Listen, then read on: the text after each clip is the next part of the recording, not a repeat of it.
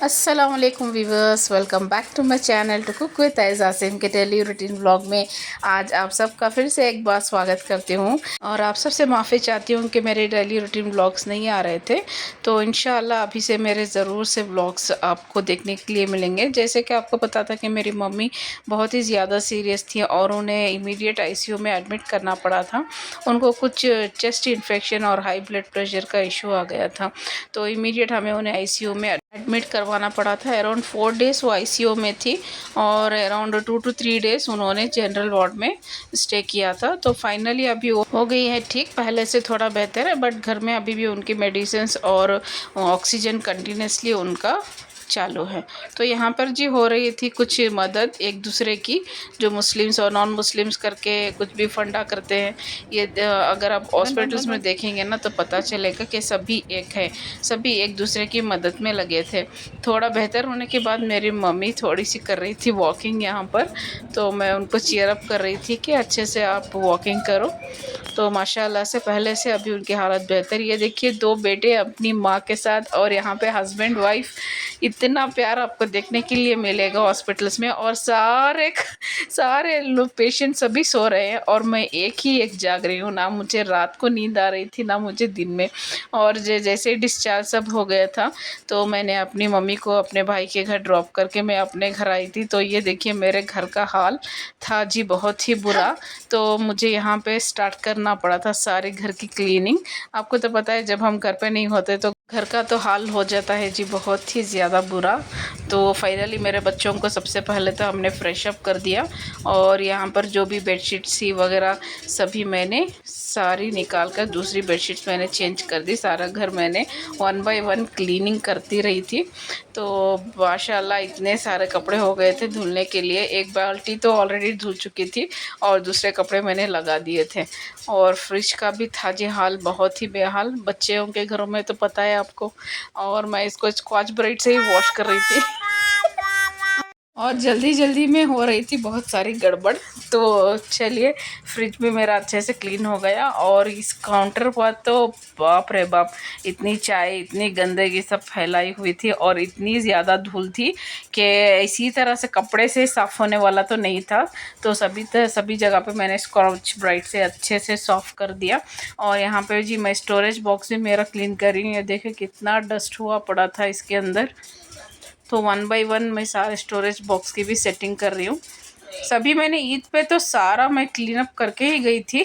देखिए फिर से मुझे सारा क्लीनिंग करना पड़ा, नए सिरे से मुझे स्टार्ट करना पड़ा था। अराउंड 6 to 7 डेज़ मैं नहीं थी घर पे।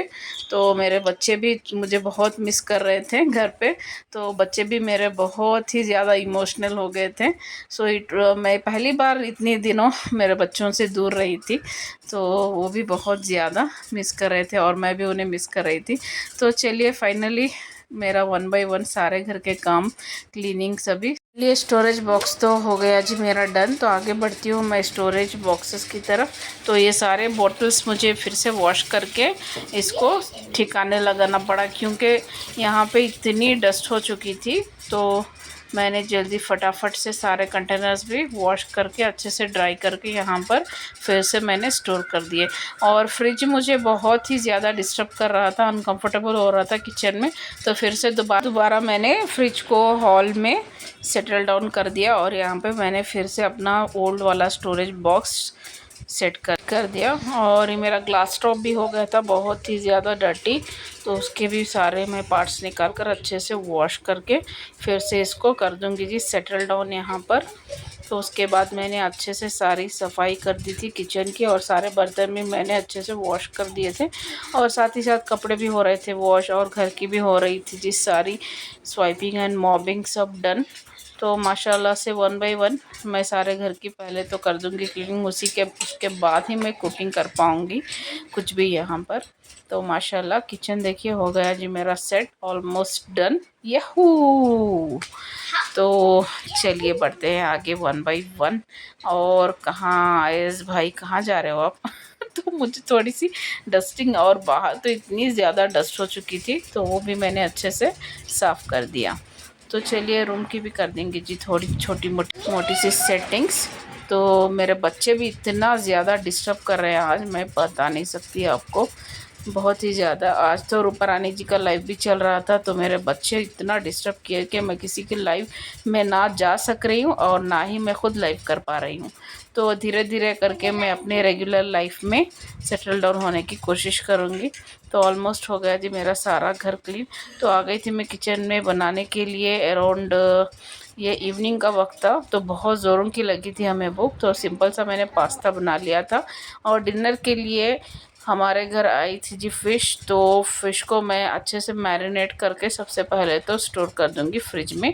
तो सबसे पहले मैंने यहाँ पे ले लिया एक प्लेट, इसमें मैं डाल दूंगी जी around 2 tablespoon of ginger garlic paste. तो साथ ही साथ इसमें ऐड करूँगी मैं वो अराउंड हाफ़ टेबल स्पून हल्दी का, और 1 टेबल स्पून इसमें मैं ऐड करूँगी रेड चिली पाउडर, और एज़ पर टेस्ट हम सॉल्ट इसमें ऐड कर लेंगे, और थोड़ा सा गरम मसाला स्प्रिंकल करूँगी। एंड देन मेरे पास था जी ये फ़िश करी मसाला पाउडर, तो मैं भी उसको ऐड कर दूंगी।